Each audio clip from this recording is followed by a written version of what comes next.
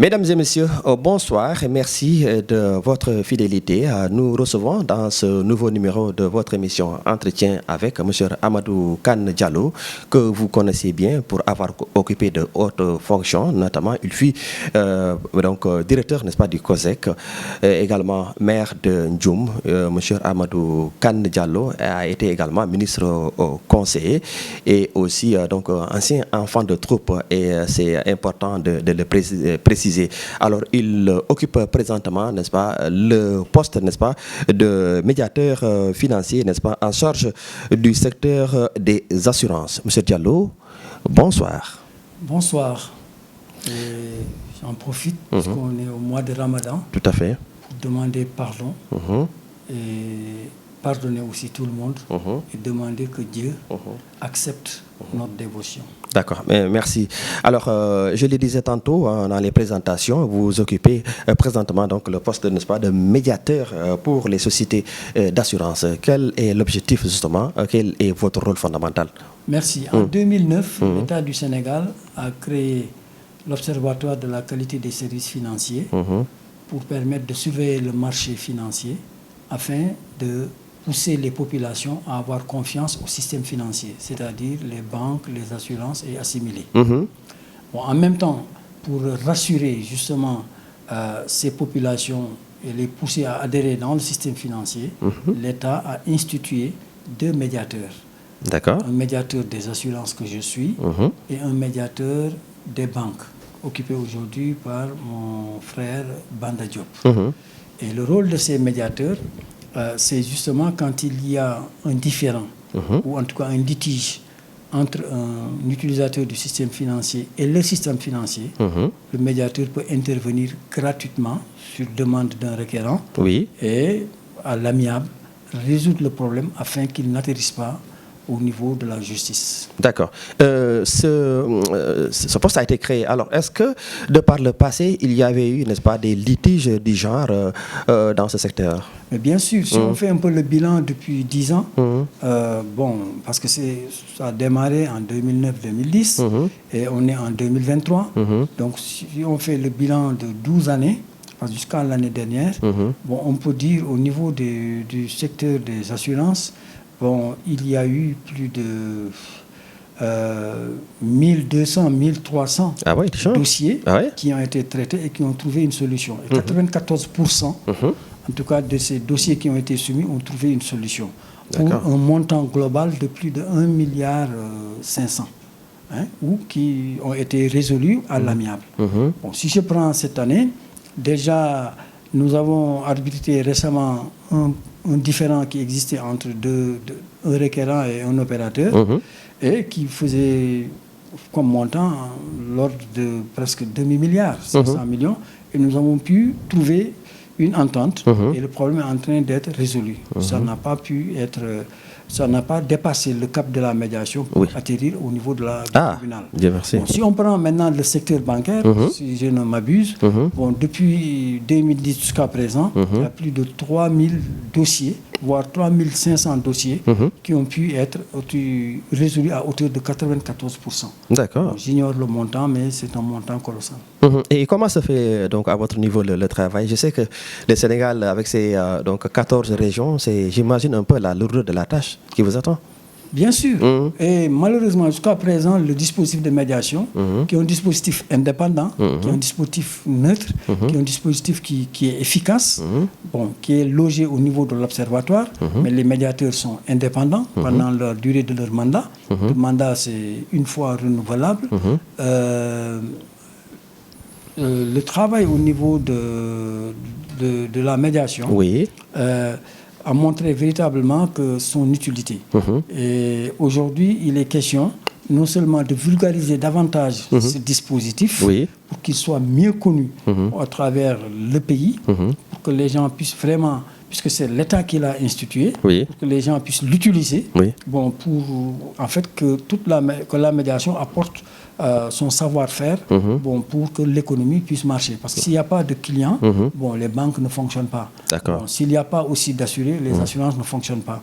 Mais maintenant, et tout cet argent aussi amassé au niveau, tant au niveau des banques qu'au niveau des assurances, cet argent peut être utilisé pour être injecté dans l'économie du pays et revenir encore pour régler les problèmes de demande sociale des populations.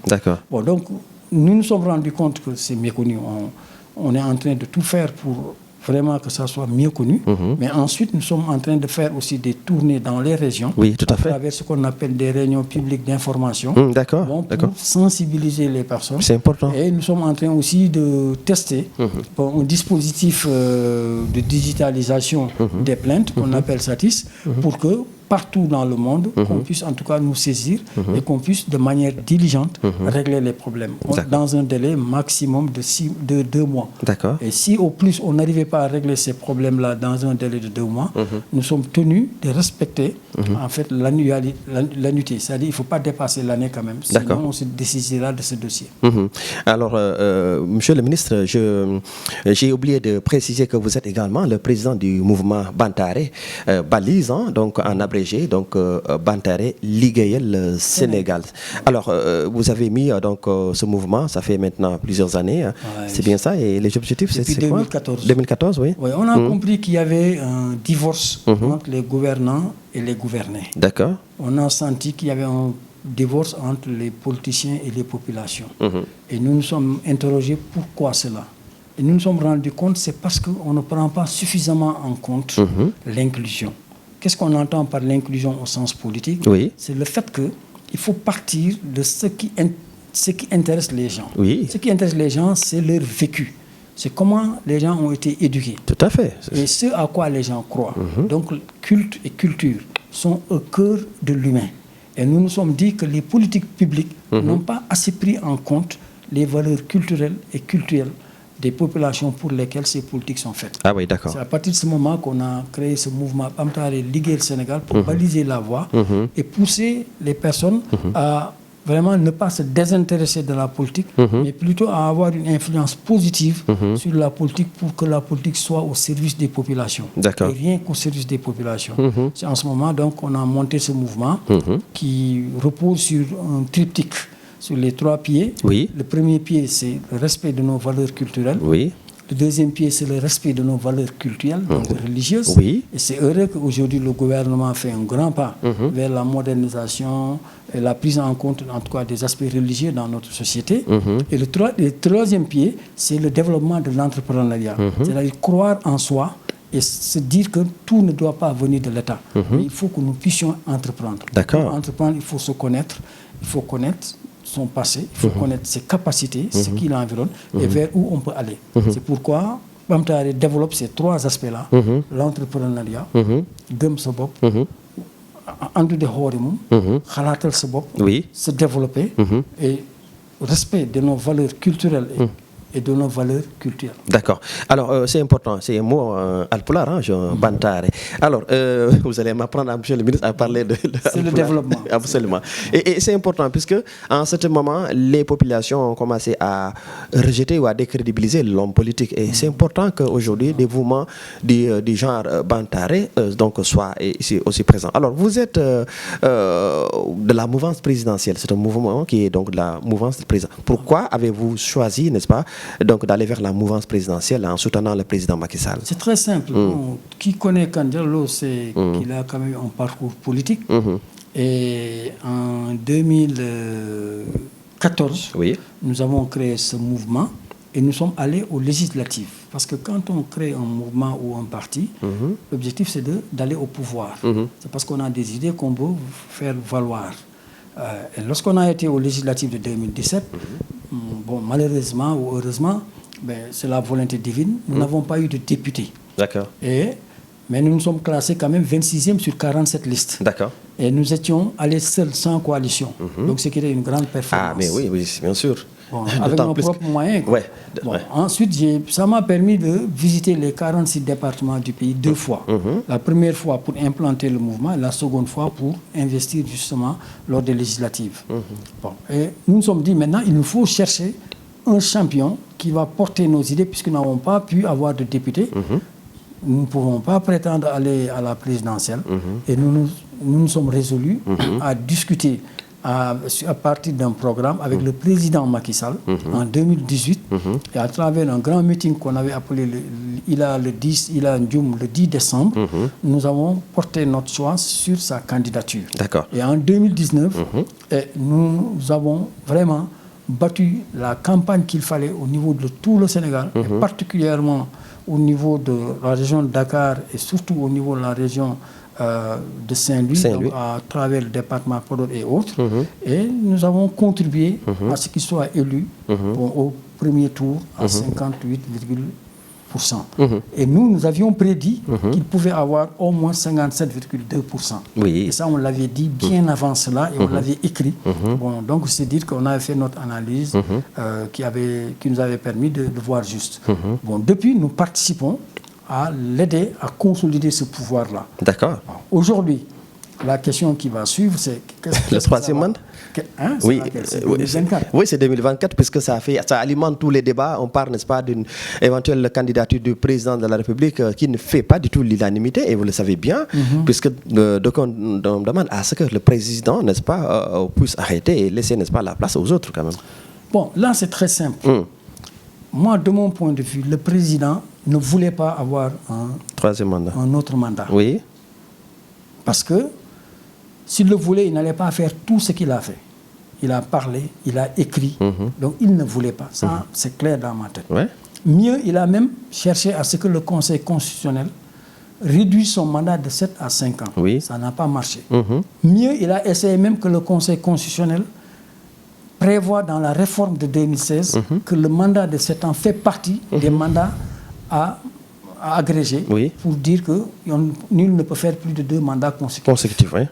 Le Conseil, et j'ai écouté le professeur Zanke, a rejeté cela, a dit que c'est intangible, vraiment c'est hors de portée. Parce que s'il permettait à un président de modifier un mandat comme ça, un autre président, au lieu de demander la diminution, pourrait demander qu'on augmente ça, qu'on mette ça à 20 ans. D'accord. Voilà, c'est pour cette raison donc, le mandat de 7 ans n'est pas pris en compte. Ça, il le voulait, mais ce n'est pas pris en compte. Et il y avait un dilemme. Donc le premier mandat de 5 ans... Le premier mandat de 5 ans, c'est en fait de 2019-2024. Oui. Maintenant, s'il le voulait, lui, il pouvait, en se disant, bon, je ne me représente pas. Mais là, il y a un problème. Donc tout le monde sait que du point de vue juridique, il n'y a pas de problème. Parce que le Conseil, c'est lui seul qui dit qui peut être candidat et qui peut ne pas être candidat. Et le Conseil a dit que le mandat de 7 ans n'est pas pris en compte. Donc ça, on n'y peut rien du tout. D'accord. Bon, maintenant, lui, pourquoi aujourd'hui nous nous évertuons à faire de lui un candidat, même malgré lui, c'est parce que son bilan est extrêmement positif. Deuxièmement, le président Macky Sall et le Sénégal, c'est quand même presque Dieu qui a dit qu'aujourd'hui, l'homme qu'il faut pour développer le pays, c'est Macky Sall. Parce que sous Macky Sall, on a eu beaucoup de choses de bien. Je ne parle pas du bilan, ça crève l'œil. Je ne parle pas du fait que la Casamance, là, s'est apaisée. Je ne parle pas du pont de Gambie. Je ne parle pas du pont de Rosso. Je ne parle pas de ça. Je ne parle pas de ça. Je parle simplement du fait que c'est avec Macky qu'on a eu les Coupes d'Afrique. Et Coupe d'Afrique, ce n'est pas du football. La preuve, ce que peut permettre de rassembler. Quand on a gagné une coupe, on ne voit ça nulle part ailleurs. Donc, devenu Dik, c'est une chance pour le Sénégal. Depuis qu'il était avec Wade, on sentait qu'il y avait quelque chose qui brillait. Et le président Wade le disait lui-même. Il a dit que ces chantiers sont sortis de terre quand il a eu comme Premier ministre Macky Sall. D'accord. C'est avec Wade qu'ils ont pu aller en 2002 en Coupe du Monde pour la première fois de notre vie. Ensuite, on est retourné à la Coupe du Monde. C'est devenu comme un passage obligé. Coupe d'Afrique, une exigence on a été finaliste. La première fois, c'était au Mali avec Wade, avec lui aussi. La deuxième fois, on a été aussi finaliste. Ça n'a pas marché avec l'Algérie. Mais ensuite, on a pris la Coupe. On a pris Chan, on a pris U20, on a pris Beach Soccer, on a pris les handicapés.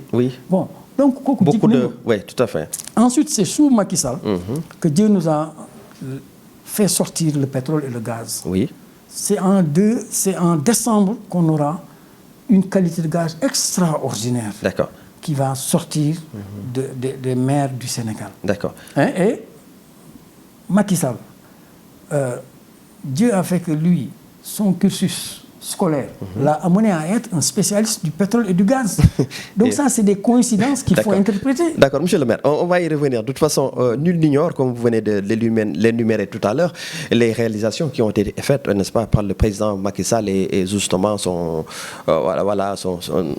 régime. Il faut le dire comme ça. Maintenant, vous parlez de questions liées au troisième mandat. Et vous avez évoqué un peu justement les raisons. Oui, c'est vrai. Mais vous savez, on est en Afrique. Moi, je ne vais pas vous parler, n'est-ce pas, des questions, n'est-ce pas, juridiques, puisque c'est une question, n'est-ce pas, qui ne fait même pas l'unanimité aussi, monsieur le ministre. Donc, d'éminents constitutionnalistes ne sont pas d'accord, n'est-ce pas, eh bien, sur la troisième candidature du président Macky Sall. Je ne vais pas parler de cela. Absolument. Mais nous sommes en Afrique et le respect de la parole est sacré.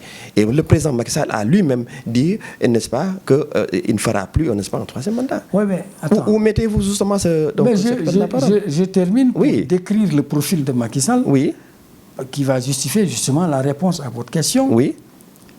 Regardez le parcours du président Macky. Il n'a pas plus de diplômes que tous les Sénégalais. Ce n'est pas quelqu'un qu'on peut dire il est issu de la famille la plus riche du Sénégal. Oui. On ne peut pas dire il est issu de la famille la meilleure au Sénégal, ou qui historiquement, etc. C'est quelqu'un qui est un bon Sénégalais, issu d'une bonne famille, qui a eu une très bonne éducation, mais qui est une famille modeste. D'accord? Il a appris tout ici au Sénégal, à part au moment où Dieu voulait l'incruster dans le pétrole et le gaz, il a amené au niveau de l'Institut français du pétrole. Oui. Mais regardez le parcours du président Macky. Il a été chef de département à Petrosen, il a été directeur général de Petrosen, il a été ministre plusieurs fois. Il a été même dans un ministère qui est plus fort que le ministre du pétrole, que le ministère du ciel, de la terre, etc. Donc on accusait Karim. Tout à fait. Il a eu à prendre un grand ministère, l'équipement, les infos, il y avait tout là-dedans. Ensuite, il a été ministre d'État, ministre de l'Intérieur. Ensuite, Dieu a fait qu'il a été premier ministre du Sénégal. Après avoir été directeur de campagne, il a fait gagner Abdoulaye Wade pour son deuxième mandat au premier tour. Ensuite, on l'a nommé président de l'Assemblée nationale. Quand il y a eu des problèmes, il a démissionné. Oui. Et Dieu, il a tout rendu. Il s'est tourné vers Dieu qui lui a donné la présidence du Sénégal. Et pendant son deuxième mandat, là, donc le premier quinquennat, là, Dieu en a fait aussi le président de l'Afrique. Regardez ce parcours-là. Personne n'a ce parcours. Donc je me dis, c'est un atout. C'est aux Sénégalais de s'agripper autour de lui. On n'en disconvient pas. Répondez à ma question. Je vous ai posé la question par rapport à la sacralité de la parole donnée. Oui, c'est important, monsieur le ministre. J'en viens. Je dis que surtout pour nous, Bantare, quand on dit de culte et culture, la parole est importante. Oui. Bien sûr que j'en viens. Oui. Mais j'ai dit, cette personne-là, aujourd'hui, le gaz et le pétrole qui arrivent, c'est un danger, c'est une opportunité, c'est un problème. Le pétrole peut allumer, comme le pétrole peut bamtare. Bamtare, ça dit développer. Développer, oui. Mais pour ça, il faut qu'on fasse attention face aux lobbies qui sont tapis. Ce n'est pas les États, c'est des lobbies qui ne cherchent qu'à mettre la guerre et le feu dans des pays et aller voler notre pétrole au niveau des mers. Mais pour éviter cela, il faut qu'on ait des gouvernements forts, des populations fortes qui adhèrent à ces gouvernements pour que ces lobbies aient peur. Donc c'est pourquoi je dis, tout ce que j'ai dit là, c'est pour dire quoi? C'est Macky, l'homme de la situation de 2024, de la transition énergétique. Nous allons vers une transition énergétique. Si on ne veut pas que le pétrole et le gaz nous brûlent, il faut que le pétrole et le gaz nous développent. Et pour ça, l'expérimenté qu'il est, le gars qui a le charisme aujourd'hui mondial qu'il a, c'est celui-là qu'il nous faut. Mais lui, comme on a dit, la question n'est pas juridique, la question est morale. Mais nous, est-ce qu'on n'a pas le droit, nous, de dire aussi, nous, nous dit on veut continuer avec toi. On a ce droit. Oui, sauf que... Maintenant, non, j'ai dit, on a ce droit. Maintenant, lui, il peut dire, moi, j'ai déjà donné ma parole, je ne reviens pas là-dessus. Mais comme on peut dire, mais écoute, vous avez donné votre parole, mais quand même, tout ne vous appartient pas. Même dans notre adage culturel, tout n'appartient pas à la personne. Tu veux vouloir quelque chose, mais moi, en tant que médiateur, je peux comprendre qu'on vienne te demander qu'on fasse de la médiation, à dire que, mais quand même, pour l'intérêt du Sénégal. Parce que même l'opposition dit que Macky, il peut être secrétaire général de l'ONU. Donc pourquoi une bonne graine, on la laisse filer? Nous, on veut la garder. Donc c'est pour cette raison que je dis, je termine. C'est très important. Je dis que lui, il n'a pas dénié sa parole. C'est nous qui voulons. Jusqu'à présent, il n'a pas dit il est candidat. Mais tout le Sénégal doit accepter. Il maintient le suspense quand même aussi. Mais tout le Sénégal doit se dire c'est l'homme de la situation. On doit s'y agripper. Et maintenant, je dis, une fois qu'il sera réélu pour la transition énergétique, parce que ce sera un mandat qu'il va terminer, je souhaiterais qu'il forme un gouvernement d'union nationale avec toute l'opposition. Moi, je souhaiterais qu'il retrouve, que le Sénégal retrouve ses fils unis autour de Macky, qu'il retrouve, comme il l'a fait avec Idrissa, qu'il retrouve Karim Wade, qu'il retrouve Khalifa Sall, qu'il retrouve Ousmane Sonko, et que toutes ces forces-là, qui sont des forces vives de la nation, autour d'un gouvernement d'union nationale après 2024, nous permettent d'attendre l'émergence rapidement. D'accord. Monsieur le ministre, on va rester dans ce même chapitre. Vous avez évoqué le nom de 3 personnes. Vous avez parlé de Karim Wade, vous avez parlé de Khalifa Ababakar Sall, vous avez parlé aussi d'Ousmane Sonko. Et or, aujourd'hui, ce bras de fer qui existe, n'est-ce pas, entre le leader, n'est-ce pas, du PASTEF et, n'est-ce pas, le président Macky Sall, même si, donc, en passant dans l'affaire Adji Sarr, n'est-ce pas, dont on parle, n'est-ce pas, de politisation, n'est-ce pas, de politisation, n'est-ce pas, de ce dossier. Et maintenant, il y a le cas Prodac avec Mame Mbaye Niang. Aujourd'hui, comment et quelle analyse, n'est-ce pas, faites-vous, n'est-ce pas, sur ce bras de fer, n'est-ce pas, qui commence à durer et qui a maintenant des victimes? Mais vous avez raison. Ce bras de fer politique nous coûte cher. Très cher. Il y a eu des morts. Que Dieu ait pitié de leur âme. Il y a eu des blessés, des infirmités peut-être pérennes, que Dieu les aide. Mais il y a surtout le blocage de l'économie. Parce qu'on a vu, moi hier j'ai circulé dans la ville, mais c'est comme si c'était un dimanche. Oui, c'était le 30 mars. Donc, comme si c'était un dimanche. Il y a M. Diallo, un des députés, qui parlait, n'est-ce pas, de perte, n'est-ce pas, en termes de presque une dizaine de milliards. Mais c'est peut-être plus que tout ça. Mais c'est pas normal. C'est pas normal. C'est pas normal.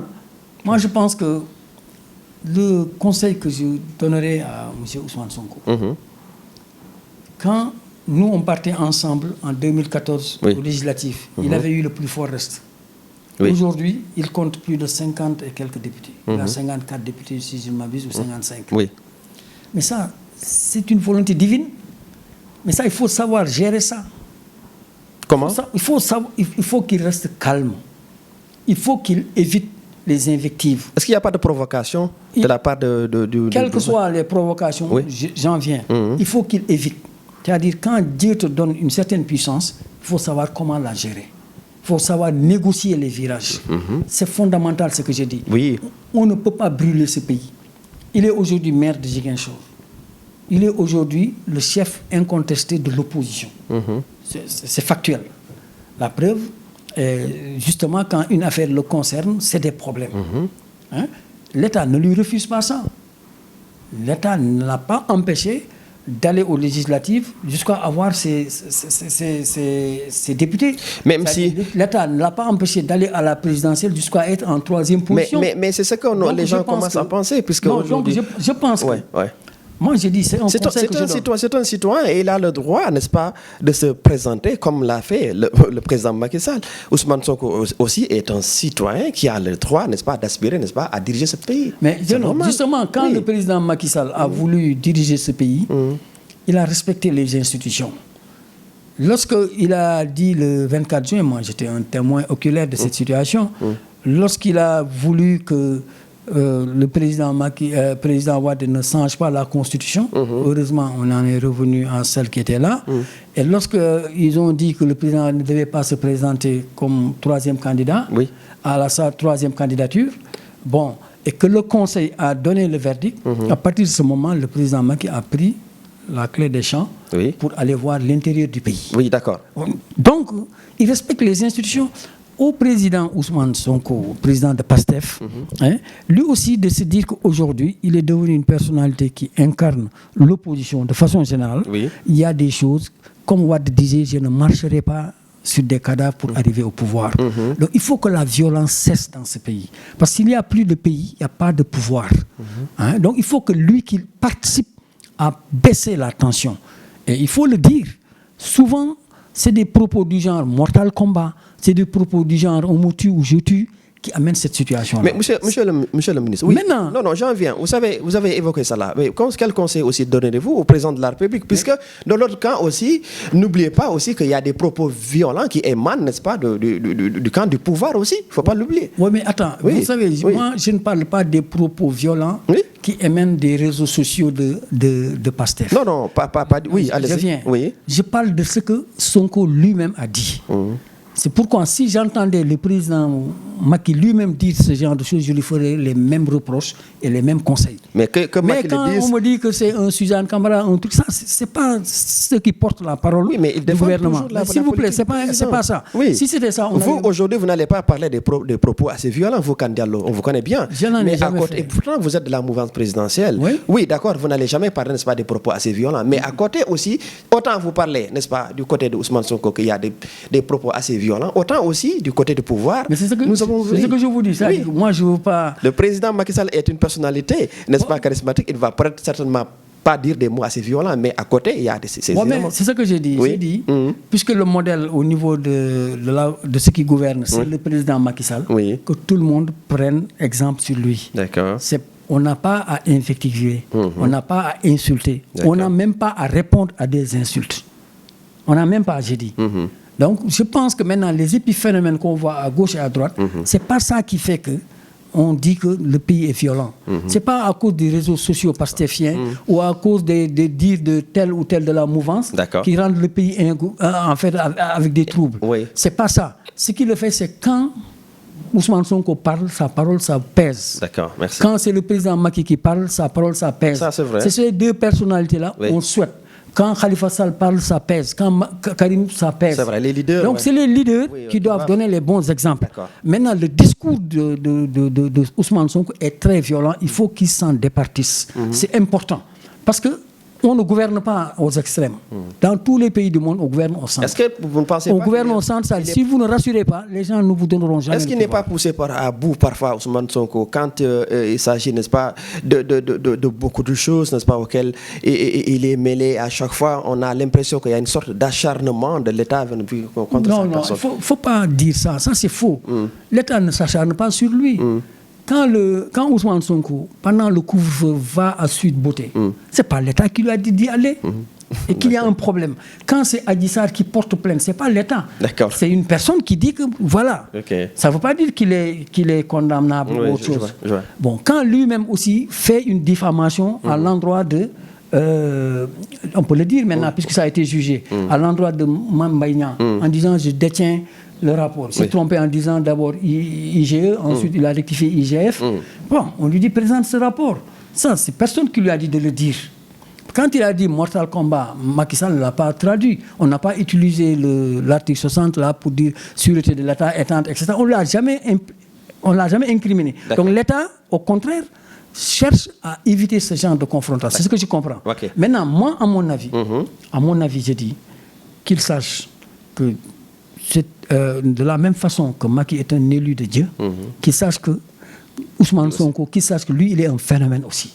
C'est-à-dire Dieu l'a créé. Mais ça, il faut qu'il soit conscient de cette mission et qu'il rende ça au Sénégal et à Allah. Ça veut dire qu'il faut qu'ils apaisent. Nous avons le droit d'assurer à notre progéniture, parce que ce n'est plus de nous qu'il s'agit, en tout cas la paix. Et je pense qu'il est important de chercher le pouvoir, il est important de chercher à conserver le pouvoir, mais il est important et plus important de chercher à préserver ce pourquoi on fait ce pouvoir, c'est-à-dire le Sénégal. On veut diriger le Sénégal, s'il n'existe plus, il n'y aura pas de pouvoir. Et ensuite, comme je dis, il est essentiel de savoir que nous allons dans une transition énergétique. Je préfère qu'on réfléchisse autour de ça. Qu'est-ce qui manque au Sénégal?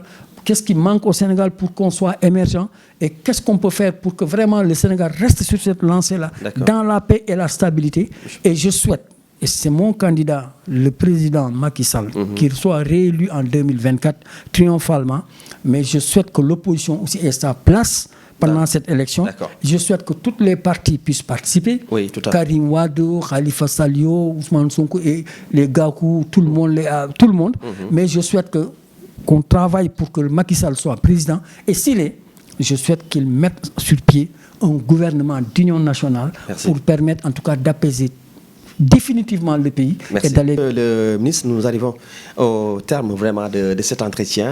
Juste un dernier mot, puisque me fait signe que le temps est complètement terminé. Mais je vous remercie et je remercie toujours la pertinence de vos questions. Merci. Vous arrivez à me sortir des gants. Je ne parle pas souvent dans les émissions, dans les télés. Les gens me demandent même si je n'ai pas disparu. Non, aujourd'hui, le mouvement Bamtare qui a injecté dans le pays 30 000 cartes est un grand mouvement. Il reste simplement à mieux le structurer et à participer activement au niveau en tout cas des jeux qui vont venir pour influencer l'esprit sénégalais, la conscience des Sénégalais afin qu'on soit adossé sur nos valeurs culturelles et sur le développement de l'entrepreneuriat, qu'on invente le modèle de développement sénégalais et qu'on s'agrippe là-dessus. Merci beaucoup. Merci beaucoup Amadou Kane Diallo. Mesdames et messieurs, donc c'est la fin de cet entretien. Vous l'avez entendu, Amadou Kane Diallo, qui est donc présentement donc médiateur financier, n'est-ce pas, en charge du secteur des assurances. Il est par ailleurs le président du mouvement Bantare, qui a eu, comme je le disais tantôt, donc à occuper donc de hautes fonctions, n'est-ce pas, dans ces pays. Nous n'allons pas nous quitter comme ça sans faire un coucou à mon ami et grand frère El Hadj Baba Mal, et que vous connaissez bien. Et voilà, El Hadj Baba Mal, donc Aliou Diouf qui vous dit bonjour. Hein? Merci beaucoup. Aliou. Oui, tout à fait. Baba Mal, c'est un frère, plus qu'un frère. On est fusionnel. Oui, tout à fait. Et mon dernier fils qui fait la première porte son nom. Oui, c'est vrai. Et vraiment, Machallah. Nous partageons aussi les mêmes convictions. Tout à fait. Sur la culture, sur le culte, sur le développement centré sur nos valeurs. Merci beaucoup. Merci aussi au grand El Hadj Mansour Seck du Dandelignol.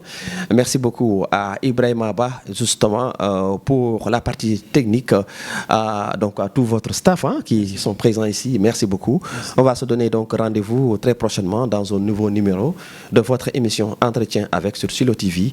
Passez d'excellents moments en compagnie de nos programmes. Au revoir.